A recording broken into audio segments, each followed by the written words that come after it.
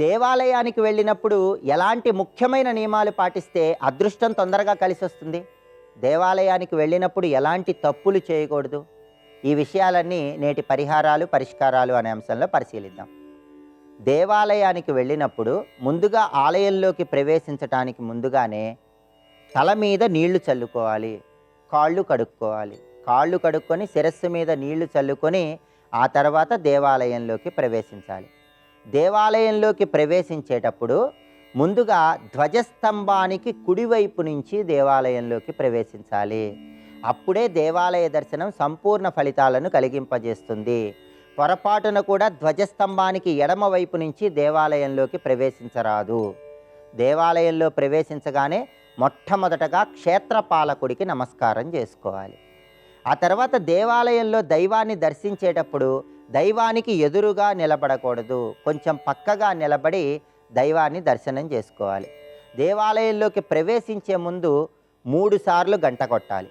మళ్ళీ దేవాలయం నుంచి బయటికి వచ్చేటప్పుడు 3 సార్లు గంట కొట్టాలి. ఆధ్యాత్మిక, ఆది దైవిక, ఆది భౌతిక అనే 3 రకాలైన తాపాల వల్ల వచ్చే సమస్యలు పోగొట్టుకోవటానికి అలా 3 సార్లు గంట మోగించాలి. అదేవిధంగా దేవాలయంలో దైవాన్ని దర్శనం చేసుకున్నాక ఆలయంలో కొద్దిసేపు కూర్చోవాలి. కనీసం 2 నిమిషాలైనా ఆలయంలో కూర్చోవాలి. ఆలయంలో ఎవరికీ నమస్కారం చేయకూడదు. ఎంత గొప్పవాళ్ళు ఆలయంలో కనిపించినా సరే దేవాలయంలో భగవంతుడే గొప్ప కాబట్టి ఇతరులకు నమస్కరించరాదు. జుట్టు విరబోసుకొని మహిళలు దేవాలయానికి వెళ్ళరాదు. స్త్రీలు చక్కగా జడ వేసుకొని దేవాలయానికి వెళ్ళాలి. దేవాలయంలో దుర్భాషలు ఆడకూడదు. సాధ్యమైనంత వరకు భగవన్నామం చెప్పుకుంటూ ప్రదక్షిణలు చేసుకోవాలి. అలాగే దేవాలయంలో ఇచ్చినటువంటి ప్రసాదాన్ని చాలామంది గృహానికి వచ్చేటప్పుడు మార్గ మధ్యంలో స్వీకరిస్తూ ఉంటారు. కానీ సంప్రదాయం ఏం చెప్పిందంటే దేవాలయంలో ప్రసాదం ఇచ్చినప్పుడు ఆ ప్రసాదాన్ని దేవాలయ ప్రాంగణంలో కూర్చొని స్వీకరిస్తే ఉత్తమ ఫలితాలు కలుగుతాయని మన సంప్రదాయంలో చెప్పడం జరిగింది. అదేవిధంగా దేవాలయానికి వెళ్ళి మళ్ళీ తిరిగి గృహానికే రావాలా లేదా అనే సందేహం చాలామందిలో ఉంటుంది.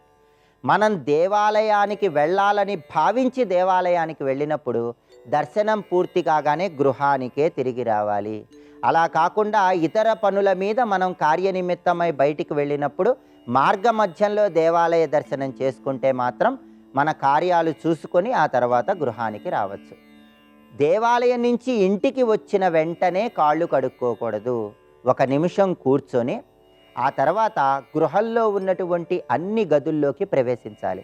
దేవాలయం నుంచి మనం స్వీకరించిన భగవత్ శక్తి గృహంలో అన్ని దిక్కుల్లో వ్యాపించేలాగా గృహంలో కొద్దిసేపు అన్ని గదుల్లో నడవాలి. ఆ తర్వాత 48 నిమిషాలు ఆగి స్నానం ఆచరించవచ్చు.